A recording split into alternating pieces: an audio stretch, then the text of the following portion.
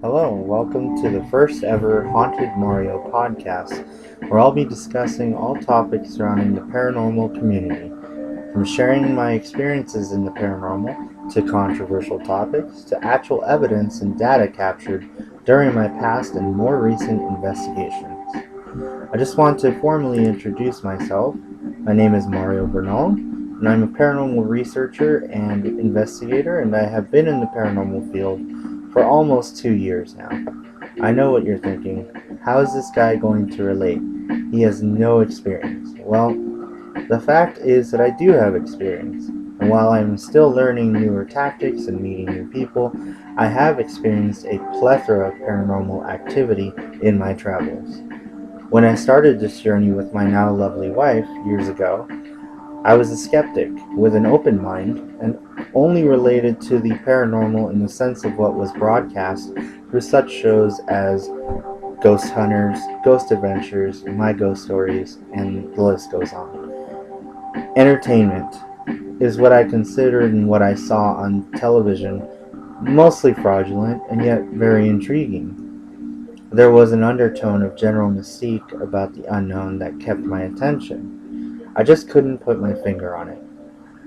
What was such an insatiable appetite to experience it myself and disprove the things I had seen on television, or ultimately prove myself wrong about it all in the process, is really what made it magnetizing. But I wasn't ready yet to jump the gun on the idea. It wasn't until the loss of a couple of loved ones and a loyal pet, which I considered very close family, that my wife and I decided to test the ghostly waters of the vast ocean that is the paranormal. And now, almost 2 years later, we have experienced the majority of what the paranormal world has to offer, and what an adventure it has been thus far. So, the question now is, am I still a skeptic? Well, the answer is yes. However, I don't label myself as such. I like to consider myself as a believer with the will and wherewithal to debunk that which can be explained away. If I experience something truly paranormal that cannot be disproven by logical circumstances, then I am fully in a stance that I will defend what I have experienced and label it as a true paranormal experience. So with all that said, we're going to take a minimal break, and then we will dive headfirst into a couple of personal experiences in the paranormal that led me to be a skeptical believer in the unknown.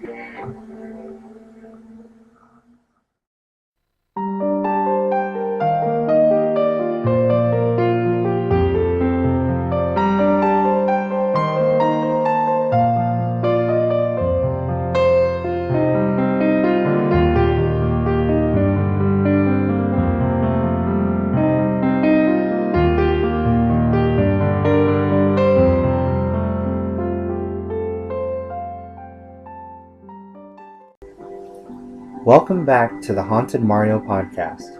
Now that you know a little bit about me, let's talk about a couple of key paranormal experiences that actually made me think twice about considering ghosts and spirits a thing of irrational fantasy. Let's take it back to July of 2013. After the loss of a close pet, my wife and I decided that we wanted to get our first tattoos. Tattoos, you ask? What's so paranormal about that? Nothing really, but it was the symbolism used in the tattoos which kick-started our journey. We had used such symbols we found online claimed to be an angelic alphabet to spell out our pet's name. We thought of him as such, and it was only befitting to honor him with the appropriate symbolism. Well, a short time passed and I grew more curious about the symbols.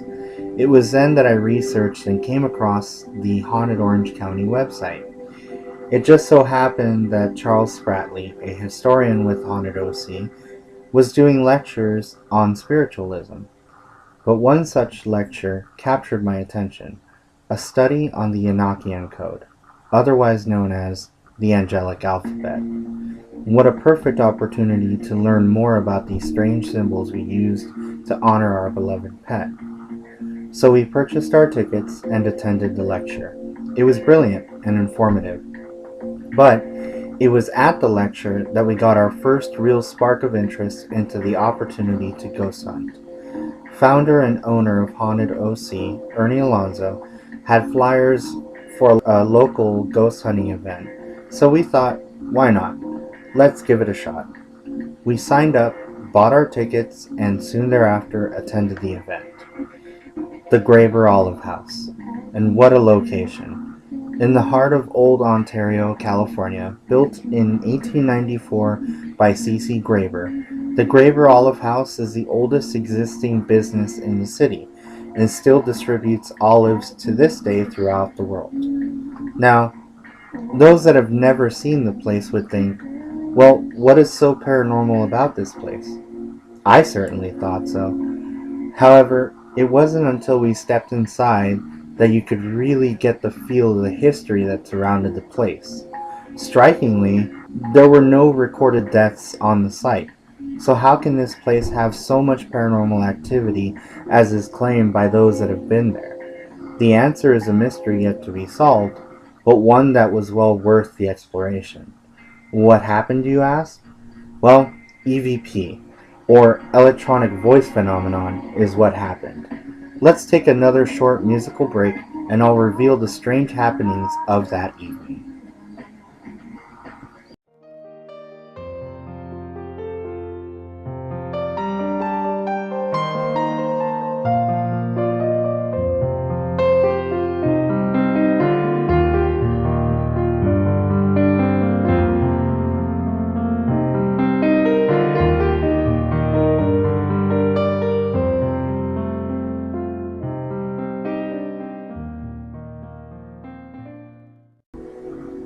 We're back with the Haunted Mario Podcast.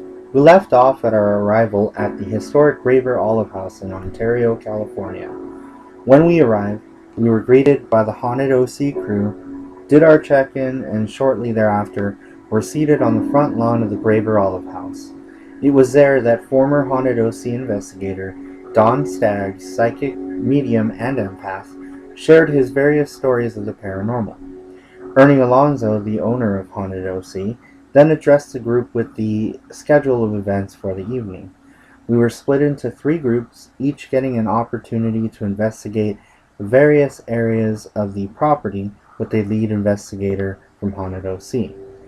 Up first for our group was the Vat Room.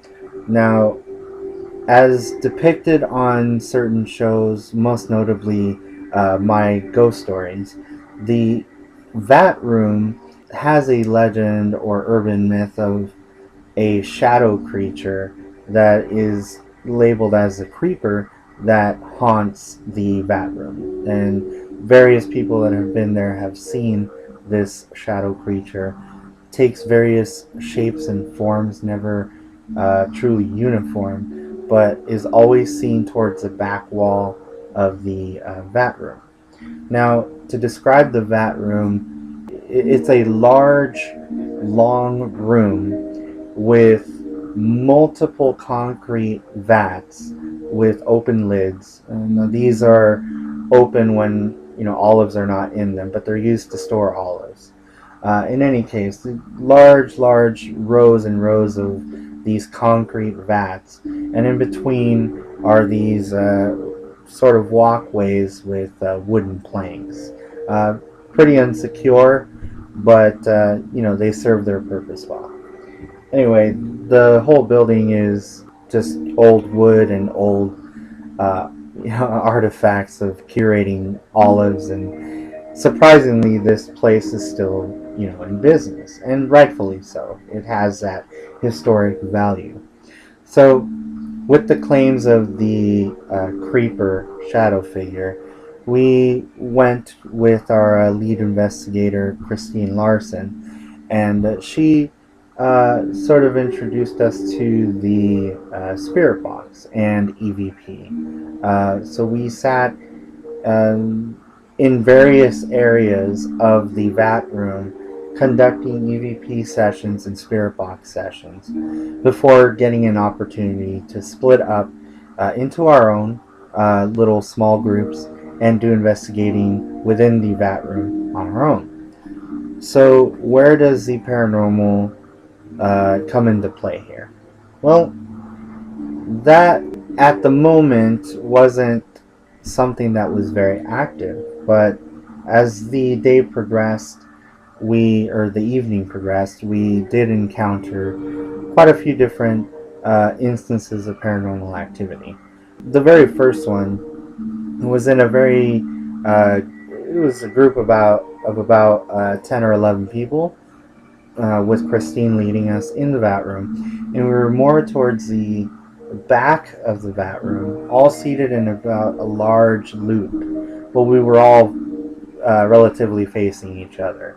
So my wife and I had purchased a couple of recorders, digital voice recorders, from Best Buy. We really had no idea what exactly we were doing, but we, set the recorders down near us and started to conduct the EVP session in sort of a round robin type of setting. Each person asks a question, waits about 10 to 15 seconds or so, and then the next person will ask a question or pass if they don't want to ask anything.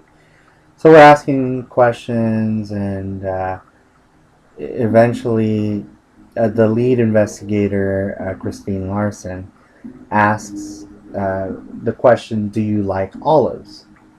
And at the time, nothing is really happening. Nothing audible, at least, is happening. And, the only thing you can really hear outside of the immediate noise inside of the Vat Room, which is fairly quiet for its sake, but all of the ambient noise outside, i.e. cars passing by, motorcycles passing by, airplanes over the skies, helicopters, birds. There were peacocks on the property, and those got pretty loud. But beside all that, so we're asking these questions, and we're not. It doesn't really feel like we're getting responses.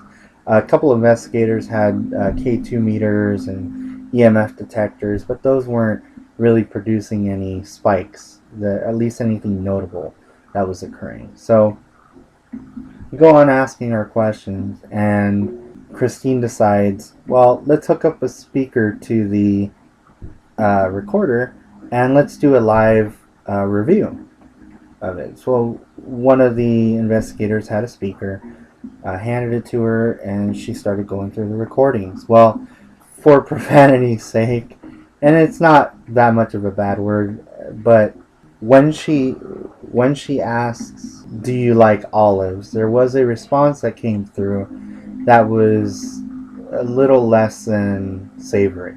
So she asks, "Do you like olives?" There's a response, an audible response, and we were all kind of stunned by that. I mean, I had never heard a live EVP review before. So to hear something there that we had not heard before, and let me just preface that by, we were told before investigating that if we were going to make noise, if we were going to whisper, sneeze, burp, our stomachs growling, shuffle around, scratch, anything that might make a noise, we were told that we had to tag that. And we were very diligent about doing that and on point. After all, as a skeptic, I wanted to make sure that if we captured anything, that if the evidence was there, that it was authentic, in other words. So we go through the recording, and she, asks the question, we hear the response, and we're kind of taken aback by it. But we don't know exactly what it's saying. So we keep replaying it and replaying it. And the more we replay it, the clearer the word sounds. And all of a sudden, one of the investigators hears exactly what we're all thinking the word is being said. So the question again is, do you like olives? Graber Olive House being, a olive distributor for the world. Do you like olives? And the response that comes out is a male voice in a rather raspy tone saying, "Bitch." Now, again, excuse my language, but that is the word that comes through. And we were just a little shocked by that. Didn't expect to hear that. So we took it with a grain of salt. and moved on. At which point, after that session, we split off into smaller groups, and me and my wife decided, well, let's go on ahead, let's explore different areas. So with our, I believe we just used our cell phone cameras. We were cell phone cameras just taking pictures of the different areas of the vat room. And let me tell you, the vat room itself, the darker it gets, the creepier this place gets. And you would not think that this is a business, but this place will send chills down your spine in the dark. And so we're not running through, but we were investigating through the areas, snapping pictures, we're asking questions, we're doing our own little EVP sessions. Now keep in mind there are other investigators around, and we do take that into account. Again, tagging outside noises, other voices, and whatnot, so that we don't confuse anything. Well, we run through our investigation, and Cassie, my wife, tells me that at the end of it, I should say, we wrap up the investigation there, and Cassie tells me that at one point she did see a shadow figure sort of move across the back wall of the vat room. Now this kind of coincides with the claims that others have had or experienced at the Graber Olive House in the vat room, labeling this shadow figure a creeper. So this is pretty interesting, and I'm excited. Even though we've been taking pictures, we haven't reviewed anything yet. After all, we don't really know what we're doing. We're just novices at this. All we know is what we've seen on TV and what has been explained to us thus far. So we wrap up the investigation, and we regroup at the front of the property, where we get ready to go to our next area to investigate. And the next area where we get to go is called they refer to it as a loft. But it looks kind of like an old barn.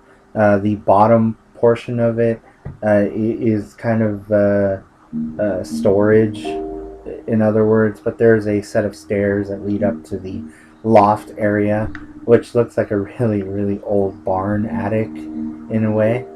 The loft has its own little side room where other objects and stuff are stored from the property. So we head up there with the lead investigator, Don Staggs, who I mentioned before is a psychic empath and medium. And he basically explained some of the paranormal claims there, that there's a child named Luke who is said to haunt the loft and storage room area, which we'll get to later. He's purportedly been captured through audio recordings and EVPs, and even a picture of him supposedly bouncing a red ball. Pretty compelling evidence. So moving forward, we do another EVP session with Don Staggs, and he as well is going to do live reviews. Now, this experience with the live review of the EVP is different than the one that we had with Christine in the vat room. But to me, what was more compelling about this is my true first, what I consider my true first paranormal experience, is that the correlation behind it. So we're in a round robin section again, we're asking questions, and it gets to me, and I ask, did anyone from the vat room follow us up here? And we're, as usual, give the 10 to 15 second window, and there's silence. I don't hear anything. No one hears anything. And then my wife Cassie asks, "Are you afraid of us?" Again, silence. We end the EVP recordings, and Don takes his recorder and hooks it up to a large Fender amp. Now, this is a larger speaker, so we get more volume out of it. And he starts playing and reviewing. And little by little, after questions that other investigators are asking, we start hearing what appear to be responses. Now, they're subtle, they're there, they're undertoned, but the responses are there. And at this point, I'm a little baffled by what I'm hearing. But it isn't until my question comes up that the clearest response is spoken. So again, my question is, did anyone from the Vat Room follow us up here? And about a second or two later, you hear a very breathy, whispered response say, "Yes." Now that was very stunning to hear at first. And when we heard that, we weren't expecting it at all. And so we replay it multiple times, and every single time you can make it out clear, it's a yes response. And at this time, I get goosebumps, and I get that sort of adrenaline type feeling like, wow, we are actually communicating with something not of this world, something unknown. And what that is, I don't know. And that moment is essentially what sparked my interest, my full-on interest into the paranormal. Now, there were other experiences that evening that occurred that we, they weren't as, to me, powerful as the one that we experienced in the loft with Dawn, but in the storage room and in the boiler room and in the packing room, these all had occurrences which at the time we didn't realize were actual paranormal happenings per se. It wasn't until the day after when I decided, well, I'm going to do my due diligence and I'm going to go ahead and review the audio and let's see if we captured anything. Well, as I reviewed the audio, I could hear voices coming through, and I'm just taken aback. I'm rattling my brain as to who is responding, what is responding to us. And these voices are coming through, and some of them are very clear, some of them are very, low below the spectrum of what you can hear. And I'm not doing any editing to these sound clips, and all of a sudden, I'm hearing voices. Well, what is it that's responding to us? Well, that right there, the adventure, the exploration, the investigation, and the ultimate review and findings of all this data that produces these paranormal and correlates these paranormal experiences, that's what got my interest into the paranormal. And so, the Graver Olive House will always be essentially my, quotations in the air, gateway drug to the addiction that is the paranormal. Now, again, I am a skeptical believer. I believe in the paranormal now, but I believe that something is out there. It's something that we don't fully yet understand, that transcends the life that we live. And when our life ends, we exist in a different plane or, parallel that we don't yet fully understand. And somehow, through modern technology, we're able to communicate that. And even on a metaphysical level, we're able to communicate with the dead or those that have passed on. Maybe they have a message. Maybe there's something that, there's that common notion of unfinished business. Whatever it may be, maybe they just want to be a trickster. You never truly know. But that notion, those possibilities, and those intriguing factors of the paranormal and that which we do not fully yet understand is what essentially sparked my interest, and that's, I have continued, myself and my wife have continued that path since then. And we've investigated multiple locations, some very well-known locations, including the Washoe Club and St. Mary's Hospital in Virginia City, Nevada. Now, these are incredible places that have tons of history that we have investigated that are incredible. And we'll get to that more in the future. But for now, I do have one other paranormal experience that we did run into at the same location, but not at the same time. So I'll go ahead and discuss that when we return. We're going to take another short musical break, and I'll return with that story.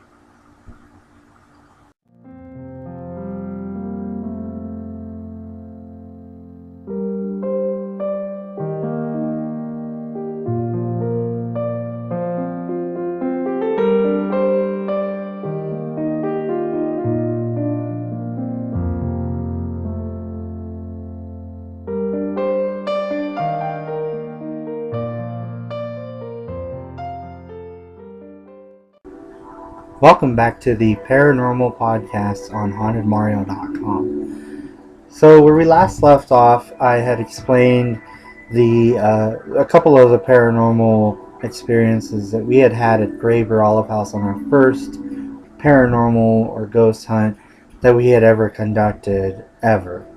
Now, after this location and after reviewing all of the data, recordings, we actually didn't capture anything as far as visual evidence, pictures, video, or anything like that. However, we did come up with quite a few EVPs. Now, if you're interested in hearing some of those EVPs that we captured, including the ones that I had mentioned before, you can log on to my YouTube channel. There will be a link at the top of the webpage where you can it'll take you directly to the YouTube channel. And from there you can look at the very first investigation montage of evidence that we have from that. Now, we did go back to the Graver Olive House. It was about 2 to 3 weeks after.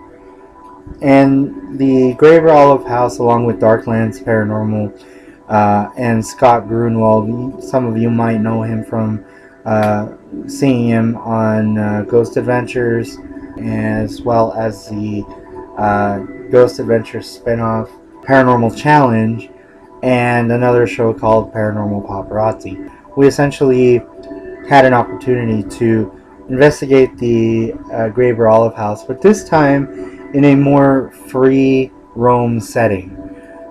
We were able to investigate just about the entire property, wherever we wanted to go, and it was a full overnight investigation.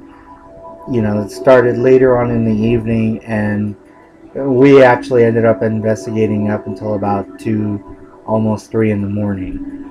So it was a lot of time to explore places we hadn't been able to explore beforehand, and we were able to actually capture a lot more compelling EVP evidence during that trip. Now, the reason this paranormal ghost hunt stands out more to me than the first one is that there were a lot of weird experiences that were going on at the same time we were capturing EVP, none of which was actually live reviewed. This is all reviewed afterward. But we had gone with the same credo that we had learned through the Haunted Orange County event, where we're tagging noises, we're tagging voices, we're tagging any kind of ambient noise that might, interfere with the recordings, so that everything that we had was as pure and as valid as possible. So, as we're going along, we began the evening pairing up with 2 psychic mediums. Now, let me just preface the whole psychic medium thing. I'm not fully sure that I completely understand everything about what goes on with the empaths, the mediums, the channeling spirits and all that.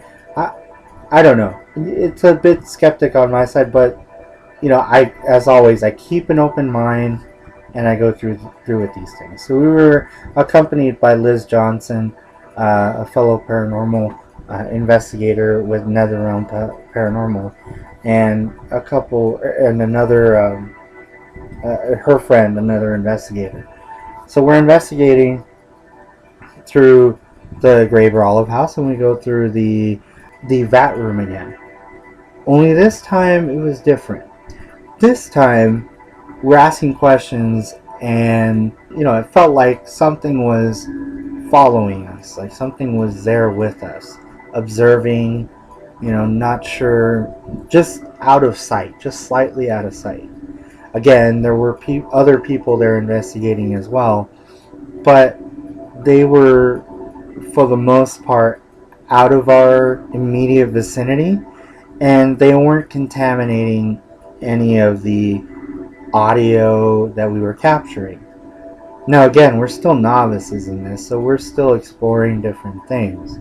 So as we're conducting EVP, the psychic mediums, Liz Johnson and her friend, are, seeing different things or getting information from different sources that they're calling upon, and some of it seemed to match with some of the history that was going on at the Graver Olive House, and it's just weird. But the Graver Olive House is like this central, almost like a hangout for ghosts and spirits, and there's something seems to radiate that kind of energy out of that area or that property. Sort of like a local bar, local hangout. But in any case, so we start investigating, and I remember we were sitting in the fitting wheel room, which is adjacent to the Vat Room. It's connected to the Vat Room, but it's still separate from it. And so we're sitting there, and we're doing EVP. And while we're doing EVP, we keep hearing whispering.